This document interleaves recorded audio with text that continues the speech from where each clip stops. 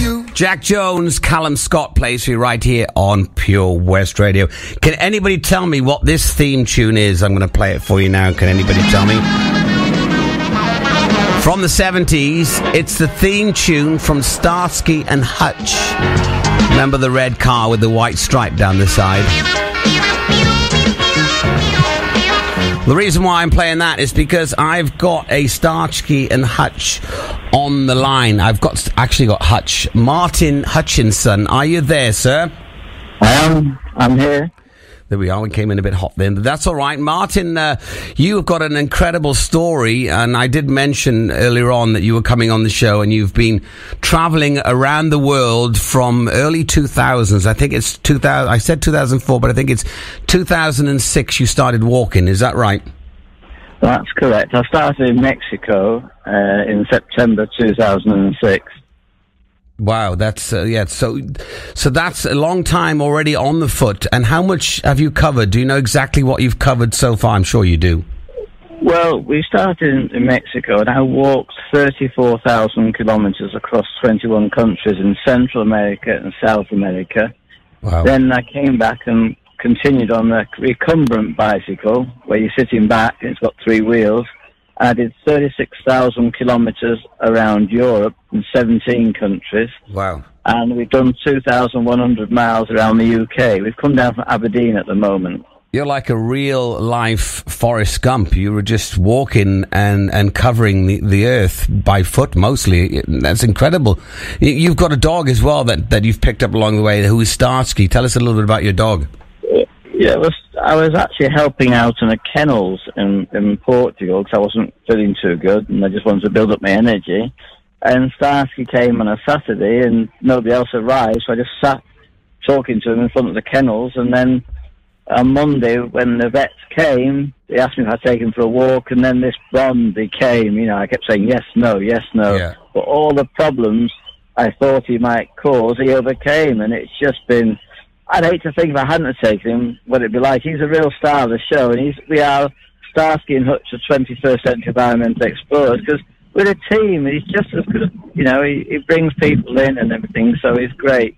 Yeah, and also keeps you company as well on your journey. A man's best friend, as they say. I'm sure he lives up to that.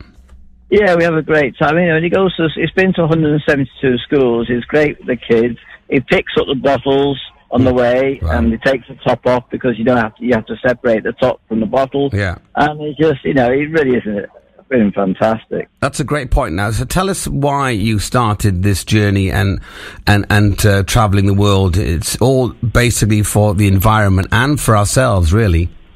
Well, very quickly, I lost my yacht when I left England off Africa, and I had nothing. I lost everything there, so I just had nothing to lose. So I went to Mexico. And to be honest, I tried to hitchhike, but in the first day I walked 24 kilometres. Right. And I just thought, well, just keep walking. Yeah. And the more I was walking, the more I was seeing, the more I was observing, and more I was questioning. And the point of the philosophy behind it was just to slow down. Everyone's going so fast. Yeah. And you're missing everything around you. You don't spend time to look at things. Yeah. And question things. And then it started going into the environment. Why would people dumping all this rubbish and the contamination? And that's what I was trying to highlight, and that's what I'm doing now, is highlighting what people are doing for the environment, also what we're not doing. And I will say that we're 21st century environmental explorers. We're not here to tell people what to do. No. We just document it and leave people to make their own decisions. And that, hopefully they'll make a right decision if they look at some of the videos we've made. Yeah. And that's basically what we do. And how can people follow you and your journey? There's a website that you got, a Facebook page? How can people follow you? Well, I do have Martin Hutchinson, just my Facebook, which I put most of my things on. But if you go to Google and put Martin Hutchinson and Starsky in Google, there's lots of links to everything we're doing, from newspapers to radios to televisions. So people get a general idea of what we've done and what we're doing. And it will take you to my YouTube channel. I'm not a YouTuber. I don't make any money out of it. I want to make that quite clear. Yeah. It's just to highlight. We interview all kinds of people just to highlight the difference of what people are doing in the environment.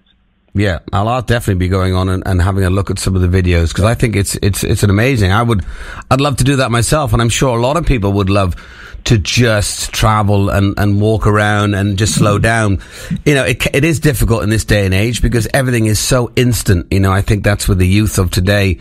They're so instant on their phones and so instant and so caught up in all the busyness and the technology. I think they don't realize that if you just stop for a little while and try and take it all in, it's a different world. Well, this is it. I mean, we walk at night as well. I mean, we cycle at night because it's like a different world again. Mm-hmm. And the thing is to just look at it and question why the trees like this, and just ask yourself silly questions if you have to, but just start looking, observing, and just why. I mean, most people will say trees are round, and they are. Except if you go to Panama and one old extinct volcano up on the ridges, the trees are literally square. Yeah. They're actually square trees. And it's the only place in the world they grow. Yeah. And, you know, there's lots of interesting flowers, insects, across deserts. The Chile desert that actually flowers in a certain time of the year.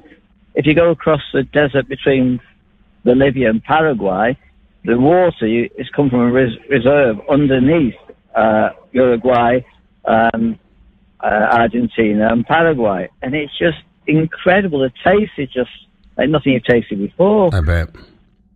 It sounds, and you've seen it firsthand, being the amount of miles and the journey that you've been on, which is, you know, I applaud you, and it's remarkable, and you're taking a lot in. You're going to basically go around the world. That's the plan, right?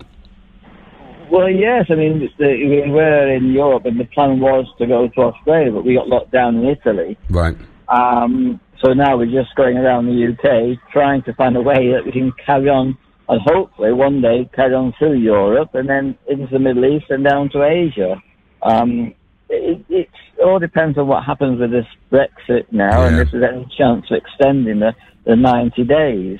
That's a challenge, I bet. Yeah. 90 days in and 90 days out, it's just not really worth it. But everything happens for a reason, so maybe we have to settle down in Wales. I was born in Llandovery, so maybe I have to settle down in Wales, start some sustainable living and share that with the world and kids and anybody who's interested, really. Great place, Llandovery, and the accent, your accent is kind of picked up all around the world, really. It's a little bit different. Well, my accent is actually from Manchester, I'm afraid. I'm sorry, but we moved after I was born. I think at the age of 2 we moved from Llandovery to Manchester. Yeah, I can hear that. I can hear it now. I couldn't really pinpoint where it was, but now you've mentioned it, I can hear the Mancunian accent there.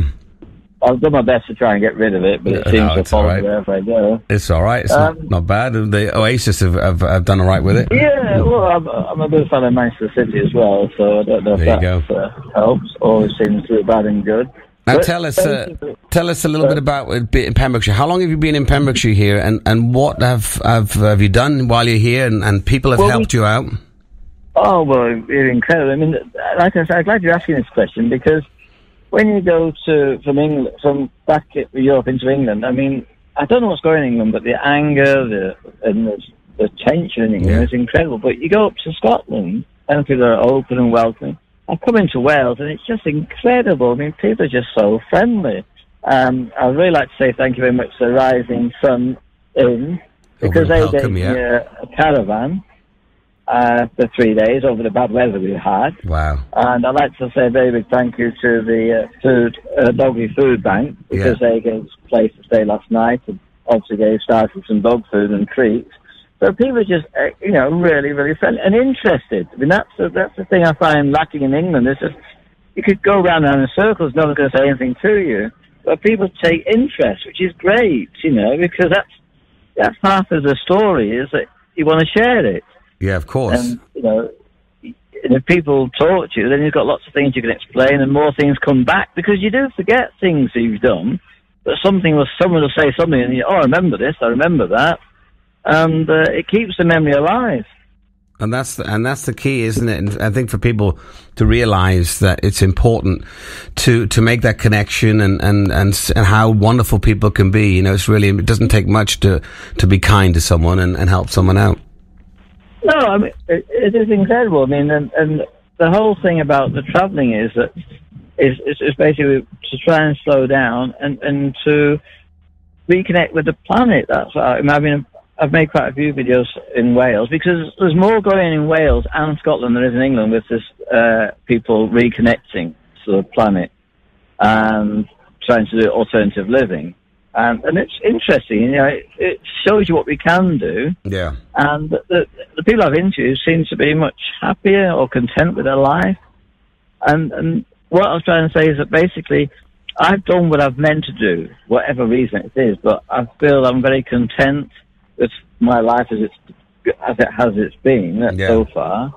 And that's what I'd like all people to be able to do, so they can look back and say they're content. You don't have to be happy, or don't need to be unhappy, but you want to be content that you've done what you've wanted to do on the planet. And be grateful, I think, is the key as well, you know, to be grateful. 100%.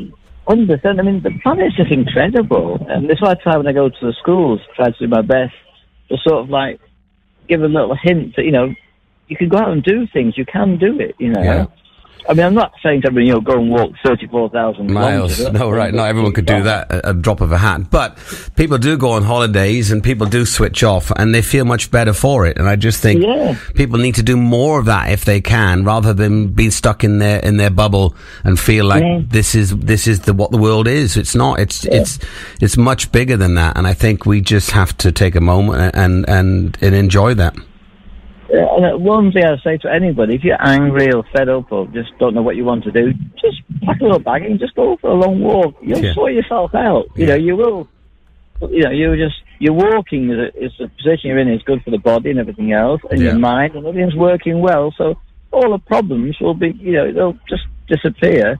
And you'll come up with a solution to whatever your problem was. Yeah, walking is good. I have a few friends that walk, and it is good to walk several times a week, several times a day, if you get the opportunity to go out and walk and take in the nature. Well, there's that, and thing is also when I was walking, I was just questioning things to myself and just wondering why this was this, and you don't notice the miles you've done. So don't say, "Oh, I'm going to do 10 miles." Just go and just start looking around, and you just find you've done so amazing amount of miles. I'd like to say with my shoes, well, my boots at the time, I had 38 different pairs of boots. But how many? 38, did you say? 38. Wow. I used to get rubber off the tyres on the road, and I would glue them and stitch them on. I learned how to do that in Peru. Wow. And so these shoes go on forever. I think one pair actually did 8,000 kilometres. Just that's from the rubber from a tyre, like a car tyre? Yeah, because you find them all over the road. You know, they used to do the retreads and things like that. And you find a lot of them on the road, so you cut them to shape, glue them, and then you sew them on. I made it out of a bravo. I made a special needle that I was showing how to make, and it was great. I know someone called Cameron that does a lot of walking, and I'm going to give him that idea now to just cut rubber off tyres and his shoes, because he's always going through shoes, and I think... And just learn it. You just put a line through with a knife, and then you just sew through that line, and then the rubber closes over the stitching. Yeah. You might, if you put Martin Hutchinson Caminante, which is Spanish for walking, you'll see my shoes and things, and it was just great. Say that again, Martin Hutchinson. What was the next word? Caminante, which is Spanish for walker. Okay, Spanish for walker. Look that up, and then you'll see that on there. It's all in Latin America, so all the things like you could even put Martin Hutchinson Walker, and you might find some of the things.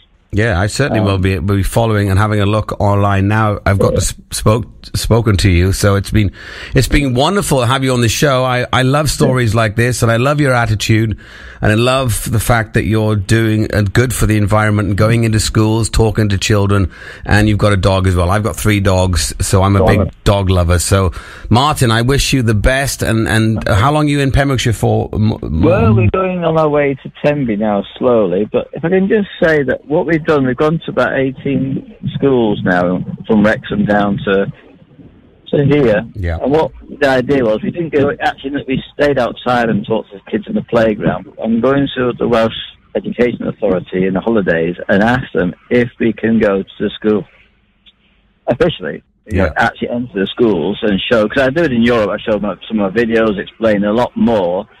So I've just gone around giving you a bit of a taster of who we are, what we've been doing. So I'm hoping they'll say yes, and hopefully we'll come back again and try and go to some of the schools here. I think that will be all right, yeah. That's the idea. And we'll just see, I mean, I could probably spend a year going around Wales. There's so much to see and do and meet. So, yeah. And then we'll go off to Ireland. So we'll see. We're probably here for a reason, and let's hope we find it. Well, I'm sure you will. I'm sure you're going to have some great adventures, continued great adventures, and who knows, I might bump into you now while you're here in Pembrokeshire. I would love to meet you. But in the meantime, safe walking, safe travels, and thanks for coming on the show. It's only going to be a 5-minute chat, and we've been talking for 17 minutes. So okay, lovely. It's been nice, and I hope the listeners have enjoyed this little interview with yourself, and thank you for all the insights and the advice and the good chat that will hopefully resonate around Wales. Well, thank you very much, and anybody else I've met on my way outside of here has helped me. I do appreciate it. I've always said thank you and be very grateful for what I've done. So it's nice, and like we're on our way to Tenby, so when you see, you can't miss this bicycle. So we come around with the trailer and the dog behind it, and bright yellow flags, orange flags everywhere. So you got a three-wheeler tricycle with some flags, and your dog is it in the trailer behind me? In and a trailer. It's got it's got Starsky and Hutch. There we are. So anyone going to Tenby today or that way, and you see Starsky and Hutch on the road, give them a beep. Give them a wave, because I'm sure they do appreciate you. You appreciate that as well. Do. Yeah. And please just look out for us. Don't run over us. No, don't. You don't do much travelling at night, then? Right. No, you don't do much travelling at night. Anyway, hey Martin, take care, and thanks for coming on. Safe travels, and we'll catch you on the flip side. Okay, thanks so much. Appreciate it. Take care. Bye bye. Flow rider, Alexander girl.